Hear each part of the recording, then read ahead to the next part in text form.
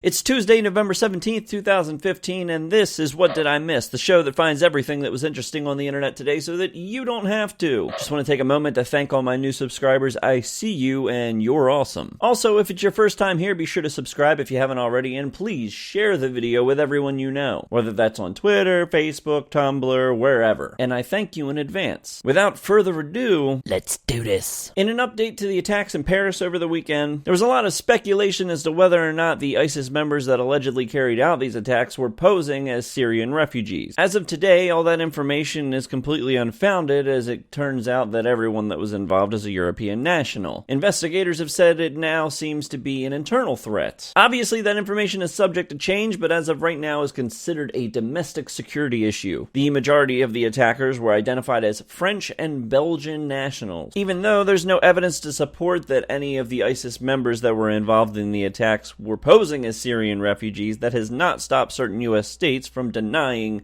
Syrian refugees from entering their borders. A disagreement over a sex position ended with a woman in jail. A woman and her ex-husband went to a storage facility on Saturday, at which time Wendy Looper asked her ex-husband if he wanted to fool around in the back of the car. He obliged, but only if Wendy would get on her back, which she didn't want to do. They began to argue. She yelled at him to remove things from her car. She then threw something at his head that caused an abrasion or a cut on his head, and then ran over his foot while he was halfway out of the car. When police arrived, she denied the attack, but was recently released on bond. So just remember that old saying, happy ex-wife, happy life.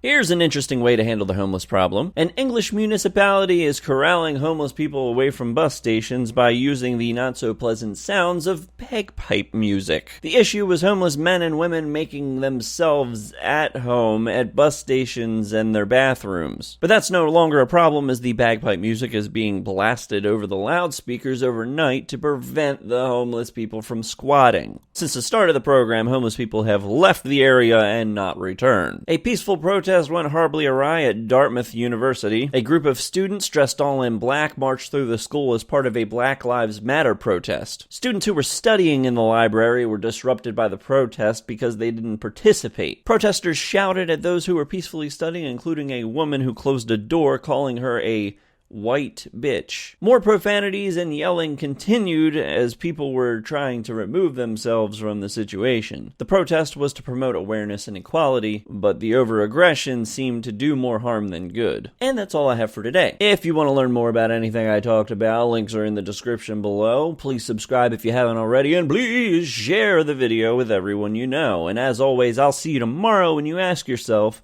what did I miss?